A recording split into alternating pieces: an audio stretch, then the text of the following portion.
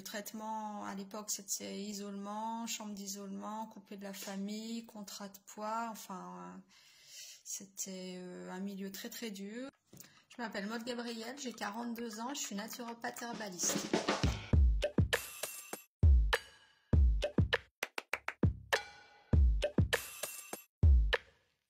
J'ai souffert pendant 25 ans d'anorexie mentale restrictive. C'est jamais une maladie simple et il y a souvent ce qu'on appelle des facteurs de comorbidité et moi je les ai eus à peu près tous, c'est-à-dire que j'ai souffert conjointement d'hyperactivité, de troubles du spectre autistique et d'une dépression vraiment profonde avec plusieurs tentatives de suicide. La première était à 13 ans.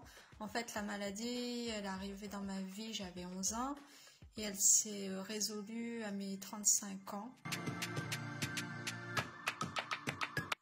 Alors donc à 11 ans, c'était dans les années 90 et je vivais à la campagne et à cette époque, Internet n'existait pas, donc les moyens d'information et de communication étaient bien différents. Et donc le diagnostic était déjà plutôt long à poser par le médecin de famille, ma mère devant mes pleurs, ma restriction alimentaire, mon état vraiment déprimé, elle m'a emmenée toutes les semaines pendant plus de 6 mois chez le médecin généraliste avant qu'il pose vraiment le diagnostic. Et au début, il pensait vraiment plus à la dépression que l'anorexie mentale restrictive.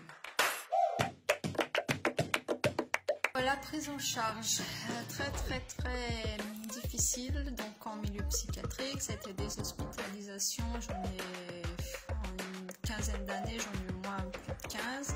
Et au début, c'était en pédiatrie, donc l'anorexie, ils n'étaient pas équipés, voilà, le personnel n'était pas formé. Gros tabou, maladie mentale, psychiatrie, donc ça fait peur, on n'en parle pas beaucoup.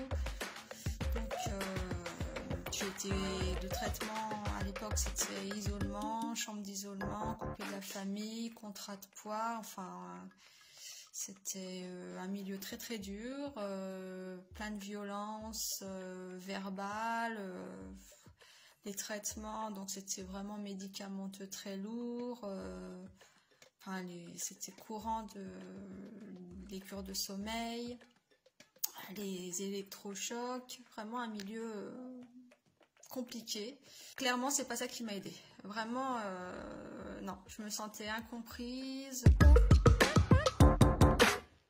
Au quotidien avec la maladie, rien n'était simple. Donc à cette époque, j'avais pas le droit de recevoir, pendant les périodes d'hospitalisation, j'avais pas le droit de recevoir les cours. Donc j'étais déscolarisée ponctuellement, c'est-à-dire qu'entre deux hospitalisations, je retournais quelques mois en cours pour passer en général les examens, les choses comme ça. Mais bon, j'avais quand même certaines facilités intellectuelles, donc je m'en sortais pas trop mal. J'ai eu mon bac avec mention assez bien.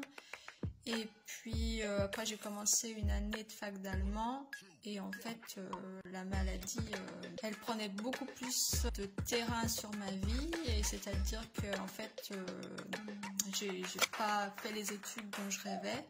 J'ai travaillé entrecoupé d'hospitalisation.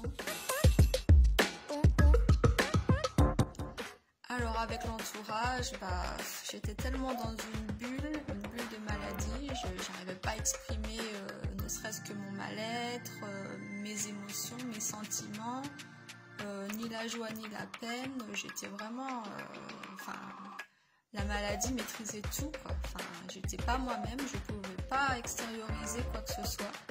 Donc les relations sociales, elles étaient vraiment au strict minimum.